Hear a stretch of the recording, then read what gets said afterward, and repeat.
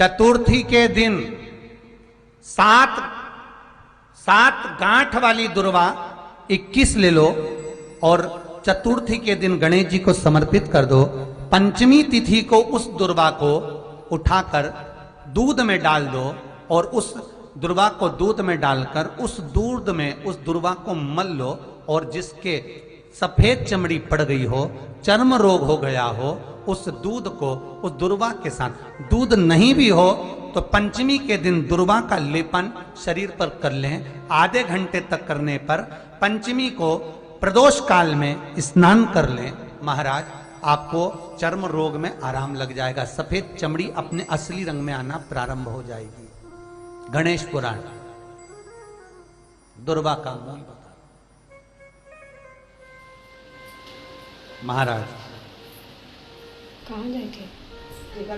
21 दुर्वा के 108 बंडल बना लो।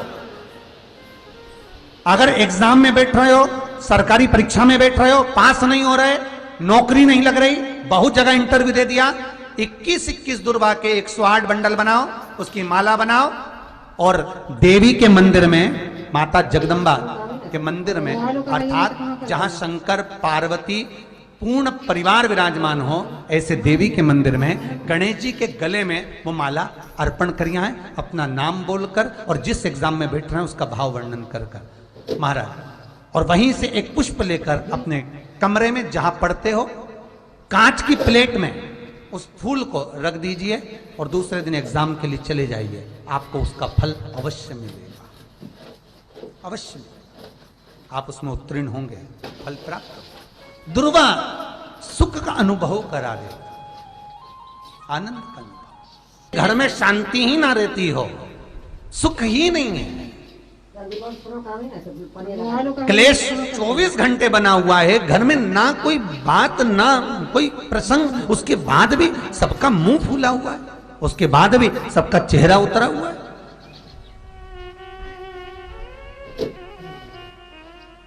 जिस घर में सुख और शांति ये दोनों चीजें नहीं हैं, वो निवेदन है लाल वस्त्र में लाल फूल रखकर उसमें थोड़ा धना, धना जानते हो वो खड़ा धना आता है, धना पाउडर नहीं, धना हरा धना, और 5 गोल सुपारी,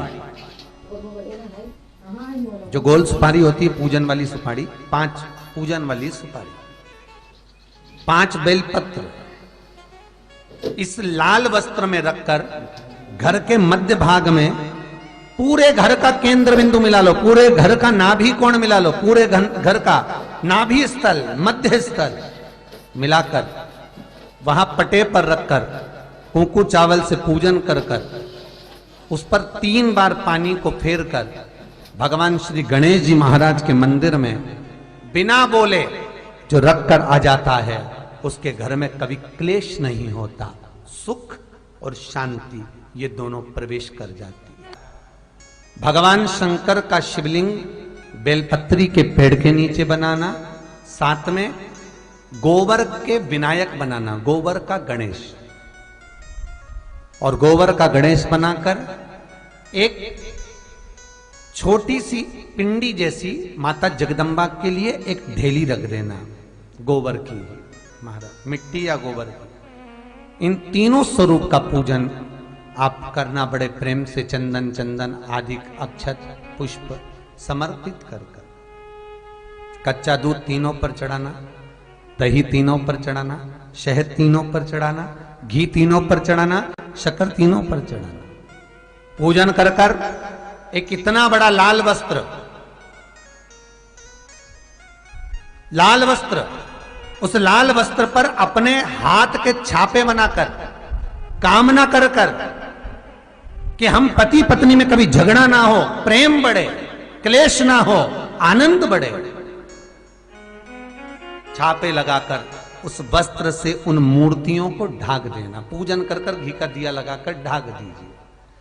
108 चावल के दाने लेकर एक एक चावल का दाना अपनी कामना कर कर उस वस्त्र पर डाल दीजिए। वस्त्र का चावल अपने ऊपर बाद में छिड़क लीजिए।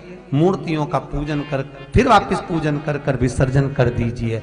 अगर अदालत में केस भी चल रहा होगा तलाक तक का, तो भी प्रेम बढ़ सकता है और आपका जीवन सुखमय हो सकता है, आनंदित हो सकता है।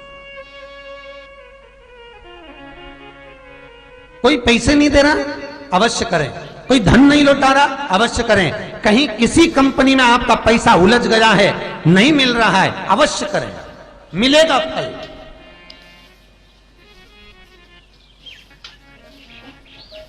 लाखों रुपए डूब रहे हैं, एक बार करने में क्या जाता है, निकल आएगा पैसा। कामना कर कर है दुर्वा।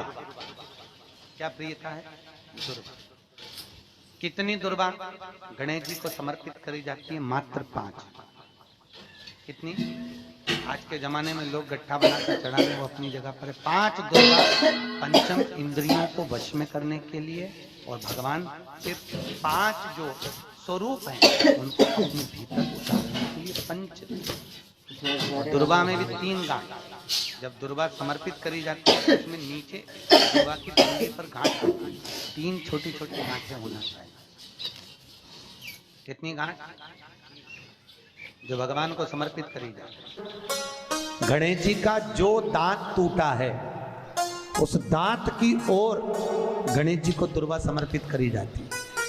इसलिए हमारे करा करो। अगर घर में संपदा लक्ष्मी नहीं आ रही हो, व्यापार व्यवसाय नहीं चल रहा हो, नौकरी सर्विस नहीं मिल रही हो, बहुत तकलीफ हो, 7 बेलपत्री केसर को घिसकर चंदन बनाकर बेलपत्री पर बीच वाली पत्ती पर ओम लिखना है। दोनों पत्तियों पर भी एक आद्यशक्ति जगदम्बा के नाम की केसर की बिंदी लगाना है, दूसरे में श्री गणेश रिद्धि सिद्धि के नाम की बिंदी लगाना है। शिव जी पर समर्पित करते जाना, शंकर को चढ़ाते जा। हमने कहा गणेश जी फ्री रहने का केवल एक समय होता है, एक टाइम होता है, एक पल होता है, एक घड़ी होती है कि गणेश जी महाराज हमारे घर में आ गए। गणेश जी की सबसे पहली जो आरती हो, उस आरती के समय पर अगर धूप बत्ती जलाई जाए या गोबरी को जलाकर उसमें गूगल छोड़ी जाए और गूगल छोड़ने के बाद गणेश जी का नाम ध्रुम वर्ण कह दिया जाए, तो गणेश जी को तुम्हारे घर की पूजा स्वीकार करना पड़ती है। बस वो समय हम जानते, हम तो बस उतना जानते हैं कि शिव महापुराण में लिखा और मुद्गल पुराण में लिखा, गणेश पुराण में लिखा, गणेश जी का एक नाम होता है ध्रुम वर्ण। क्या नाम है? ध्रुम वर्ण गणेश जी का एक नाम होता है। जब हम धूप जलाकर और धूप लगाने के बाद में गणेश जी की सबसे पहली आरती करने के पहले अगर हम सबसे पहली आरती गणेश जी की कर रहे हो, अपने घर में स्थापना कर रहे हो, बिठा रहे हो, और तुम चाहते हो कि गणेश जी मेरे घर में आके मेरी पूजा को स्वीकार करें और जो मांगू मेरा गणेश मुझे दे 10 दिन के अंदर, तो पहला नाम लेकर पुकार लेना ध्रुम वर्ण विनायक, बैठो, बस काम हो गया। वो फ्री होकर आता, वो बैठता अलमस्तता, मुझे जल में विसर्जन करेगा, मेरा ताप तो मिटेगा ही, साथ में जो मुझे